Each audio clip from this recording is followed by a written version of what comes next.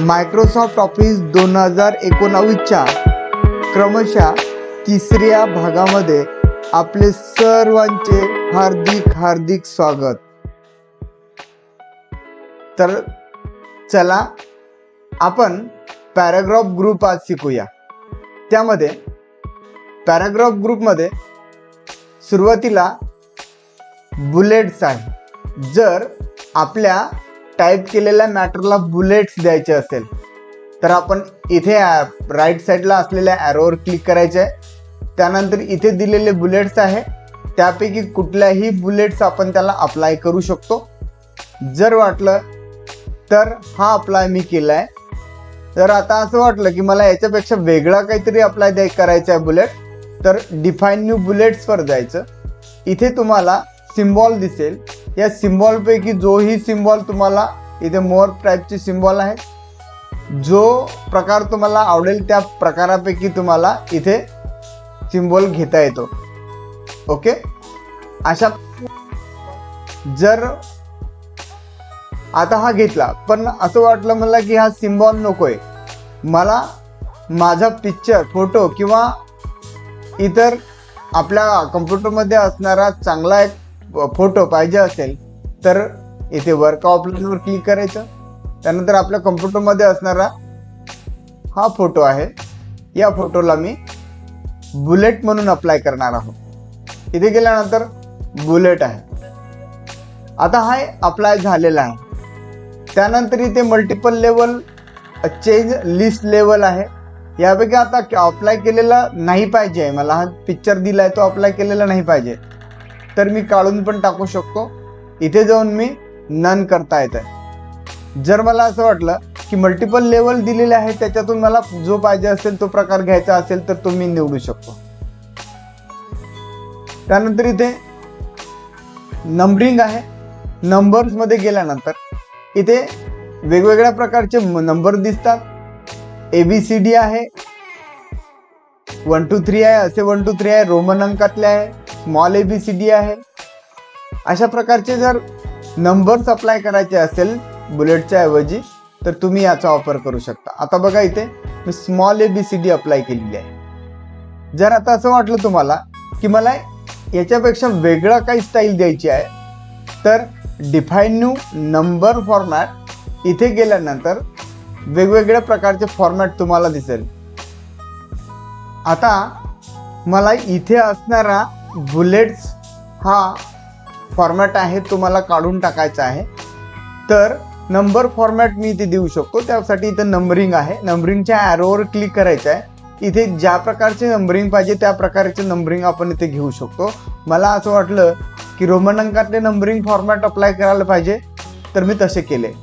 त्यानंतर इथे multiple level list आहे, multiple define new bullet number.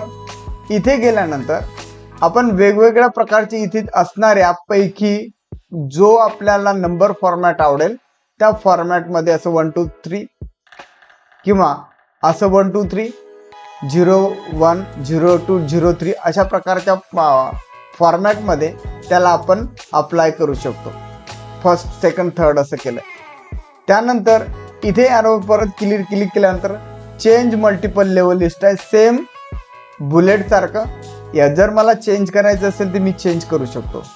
त्यानंतर इथेच गेल्यानंतर मला जर याचा फॉन्ट चेंज करायचा असेल, कशाचा दिलेल्या नंबरिंग मध्ये दिलेलं नंबरिंग दिले त्याचा फॉन्ट चेंज करायचा असेल तर मी इथे चेंज करू शकतो। इथे तुम्हाला चेंज होताना दिसेल।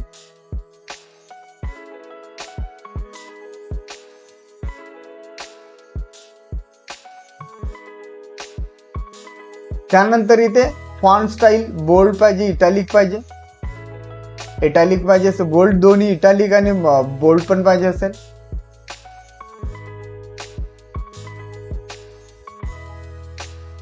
साईज वाढवायची असेल इथून फॉन्ट साईज आपण वाढवू शकतो। कलर द्यायचा असेल तर इथून कलर देऊ शकतो। त्यानंतर इथे आपण अंडरलाईन दिली असेल, अंडरलाईनला कलर द्यायचा असेल ते आपण पूर्वी शिकलो, इथून अंडरलाईनला कलर सुद्धा देता येतो, अंडरलाईन स्टाईल देता येतं। आणि अंडरलाईनला कलर द्यायचा असेल तर इथून तुम्ही अंडरलाईनला कलर सुद्धा देऊ शकता, पण आपण आता अंडरलाईन कुठल्याही सेंटेन्सला वाक्याला दिलेली नाही. चला आपण एक अप्लाय करू. इथे झालंय, अप्लाय झाला जो कलर आणि जो आपण फॉन्ट पाहिजे होता तो.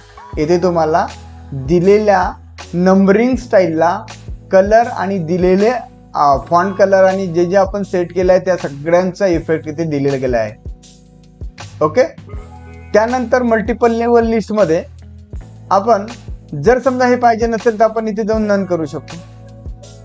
मला असं वाटलं की मल्टिपल लेवल लिस्टमध्ये अशा पद्धतीने मला मल्टिपल लेवल लिस्ट सेट करायचा आहे, तर मी इथे सुद्धा असा मल्टिपल लेवल लिस्टमधून हे सिलेक्ट करू शकतो.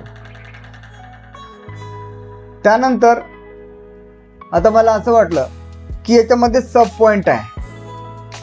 आता सब पॉइंट पहिला हा पॉइंट आहे मेन, आणि दुसरा पॉइंट हा माझा कम्प्युटर आहे, तिसरा पॉइंट हा आहे. आपण त्याला अंडू केलं. इथे जाऊन मी इन्क्रीज इंडेंट करू शकतो. इन्क्रीज इंडेंट केल्यानंतर मी माझ्या फॉर्मॅट स्टाईलला समजा मला 2 नंबर पाहिजे इथे, तर सब पॉइंट अप्लाय करू शकतो. झाला, हा सब पॉइंट अप्लाय झाला.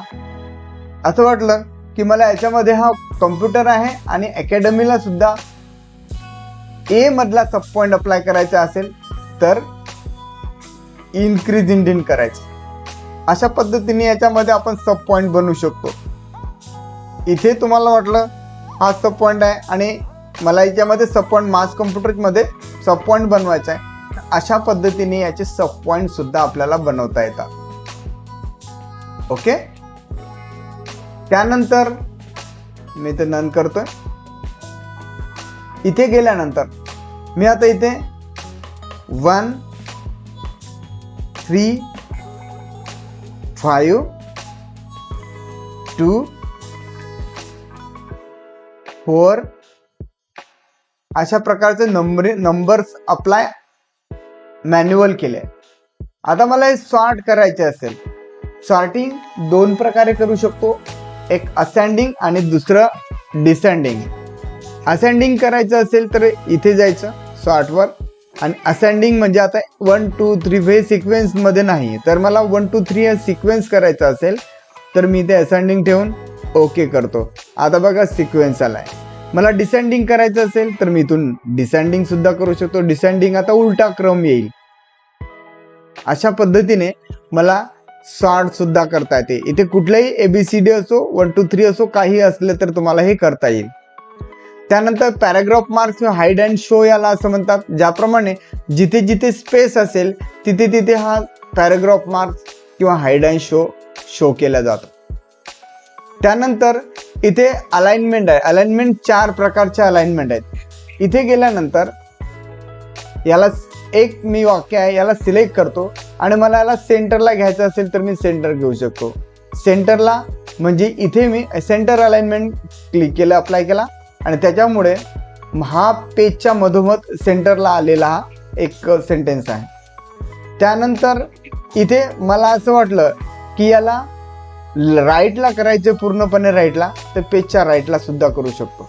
इथे मला पूर्वी होतं टाईप केलेलं होतं, तसंच जर करायचं असेल तर मी इथून लेफ्ट करू शकतो. त्यानंतर इथे आता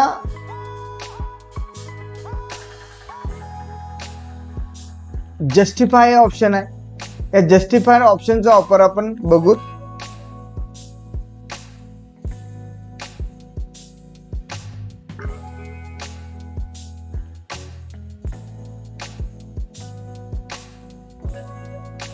आता मी हे छत्रपती संभाजीनगर हे टाईप केलंय.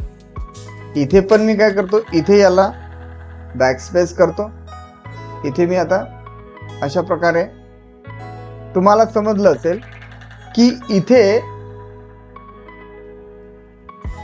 मार्जिन टू मार्जिन पर्यंत मी याला परत त्याची साईज कमी करून घेतो. याच्यामध्ये आणि याच्यामध्ये किती फरक आहे बघा. हे पहिलं जे वाक्य आहे मार्जिन टू मार्जिन पर्यंत आलं आहे आणि दुसरं जे वाक्य आहे हे मार्जिनच्या आतच आहे. अशा पद्धतीने आपल्याला जर समजा हे एका खाली एक आहे, 5च्या नंतर 4 आहे, 4च्या नंतर ए आहे, एच्या खाली ए आहे, ओके, अशा पद्धतीने एका खाली एक इकडून जर पाहिजे असेल तर जस्टिफाय या ऑप्शनचा वापर करून आपण जस्टिफाय करू शकतो. बघा आता या मार्जिन पासून ते या मार्जिन पासून ते या मार्जिन पर्यंत हे सेट झालेलं आहे. ओके, त्यानंतर आपण लाईन स्पेसिंग ऑप्शनचा वापर बघूया. इथे दोन वाक्यामधली लाईन स्पेसिंग कमी जास्त करायची असेल तर आपण इथे लाईन स्पेसिंगच्या आरोवर क्लिक करायचं आणि कमीत कमी आपण 1.0 करू शकतो आणि जास्तीत जास्त आपण 3.0 करू शकतो. पण याच्या इथे दिलेल्यापैकी आपल्याला याच्यापेक्षा जास्त करायचं असेल तर ॲड लाईन अँड स्पेसिंगवर जायचं आणि जिथे आरो असेल तिथे किंवा आपण टाईप सुद्धा करू शकतो. मला 5 पाहिजे तर 5 टाईप करू शकतो किंवा राईट अपडाऊन ॲरो आहे त्या अपडाऊन ॲरोच्या सहाय्याने सुद्धा आपण त्याला कमी जास्त करू शकतो. बघा इथे तुम्हाला लाईन स्पेसिंग दोन लाईन मधलं डिस्टन्स वाढलेलं आहे कारण 5 मी केलं आहे. ओके, अशा पद्धतीने आपण लाईन स्पेसिंग ऑप्शनचा वापर करू शकतो. मला जर याच्यापेक्षा कमी लागत असेल तर 1.0 पेक्षा कमी आहे, 1.0 पेक्षा मग 0.98 अशा पद्धतीने मी पण सेट करू शकतो. बघा आता आपल्याला दिसेल की आपली लाईन स्पेसिंग पण कमी झालेली आहे. त्यानंतर शेडिंग कलर आहे, इथे शेडिंग दिलंय. इथे आपण पहिले लाईन्स ज्या आहेत याचं स्पेस कमी करून घेऊ 1.15. इथे गेल्यानंतर शेडिंग कलर म्हणजे आपल्याला मार्जिन टू मार्जिन पर्यंतचा कलर द्यायचा आहे, तो आपण इथे देऊ शकतो. बघा आता मी याला सिलेक्ट करतोय किंवा एक कुठल्या पण सेंटेन्सवर एक क्लिक करायचं आहे, ते तुम्हाला इथे मार्जिन टू मार्जिन पर्यंतचा कलर आलेला दिसेल. आता मला याच्या अगोदर आपण एक टेक्स्ट हायलाइट कलर पाहिला होता. टेक्स्ट हायलाइट कलर काय होत होतं की मी जेवढं सिलेक्ट करत होतो तेवढ्याच टेक्स्टला हायलाइट करत होता. पण हे तसं नाही आहे. मी जर याला वाक्यातला फक्त सिलेक्ट जरी कर्सर जरी ठेवला तरीही आपल्याला दिसेल की त्यांनी पूर्ण वाक्य सिलेक्ट टेक्स्ट हायलाइट केलं आहे, सॉरी शेडिंग केलेलं आहे. अशा पद्धतीने शेडिंग कलर हा सिलेक्ट केले नाही तरीही तो त्या पूर्ण मार्जिन पासून ते मार्जिन पर्यंत हा कलर दिला जातो. त्यानंतर बॉर्डर आहे. या बॉर्डर मध्ये इथे गेल्यानंतर ॲरोवर क्लिक केल्यानंतर टॉप बॉर्डर आहे, बॉटम बॉर्डर आहे, टॉप बॉर्डर आहे. टॉपला पाहिजे असेल तर टॉपला बॉर्डर आली. आपण थोडंसं याचा कलर आपण चेंज करून घेऊ कारण तेव्हा तुम्हाला कळेल की बॉर्डर आलेली आहे की नाही आहे. इथं आपण नन करू, नो कलर. आता बघा इथे बॉर्डर आले, टॉप बॉर्डर. बॉटमला बॉर्डर पाहिजे असेल तर मी असं बॉटमला सुद्धा देऊ शकतो. Sorry, bottom. टॉपला पाहिजे असेल टॉपला देऊ शकतो, लेफ्टला पाहिजे तर लेफ्टला देऊ शकतो, राईटला पाहिजे असेल तर राईटला देऊ शकतो. आणि टॉपला निघून गेली. जर आता मला हे काढून टाकायची असेल तर इथे नो बॉर्डर सुद्धा करू शकतो. आणि मग मला सगळ्यांना बॉर्डर द्यायचे असेल तर ऑल बॉर्डर करू शकतो. हे दिलेले ऑल बॉर्डर आहे. हे बॉर्डर केल्यानंतर मला आउटसाइड बॉर्डर पाहिजे, फक्त आउटसाइड बॉर्डर. पहिले मला काय करावं लागेल, इथे बॉर्डर नन बॉर्डर करावं लागेल, नो. आणि इथे गेल्यानंतर इथे आउटसाइड बॉर्डर आहे, फक्त आउटसाइडला बॉर्डर आलेली आहे मी सिलेक्ट केलेल्या मॅटरमध्ये.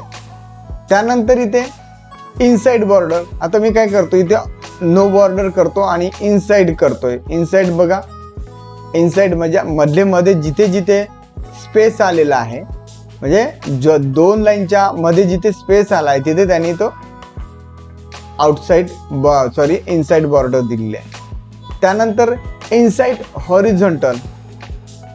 हॉरिझॉन्टल आता आपल्याला हॉरिझॉन्टल साठी कॉलम करावे लागतील तेव्हा ते हॉरिझॉन्टल दिसेल. त्यानंतर इनसाइड व्हर्टिकल. व्हर्टिकल साठी पण आपल्याला कॉलम करावं लागेल तेव्हा ते आपल्याला दिसेल. मग आपण एक काय करू, ऑल बॉर्डर करू. आता बघूया की आउटसाइड इनसाइड हॉरिझॉन्टल कशी आहे. इनसाइड हॉरिझॉन्टल कशी आहे. अशा पद्धतीने तुम्हाला दिलेले बॉर्डरपैकी कुठलाही बॉर्डर अप्लाय करता येतो. त्यानंतर इथे नो बॉर्डर केले. असं वाटलं की मला इथे आता ड्रॉ बॉर्डर करायची आहे. इथे जाऊन याला असं पण बॉर्डर अप्लाय करू शकतो टेक्स्ट बॉक्स सारखं. ओके, अशा पद्धतीने आपण त्यानंतर grid line, border and shading हे आपण पुढे बघू. बॉर्डर अँड शेडिंग इथे शिकल्यानंतर डिझाईन सर्व विद्यार्थ्यांना लेआउट मनापासून मध्ये शिकल्यानंतर धन्यवाद. बॉर्डर अँड शेडिंग डिझाईन मध्ये इथं बॉर्डर अँड शेडिंग शिकल्यानंतर इथे शेडिंग आहे. इथे पण आपण इथून सुद्धा ते करू शकतो जेव्हा प्रॉपरली तिथं शिकवला जाईल तेव्हा.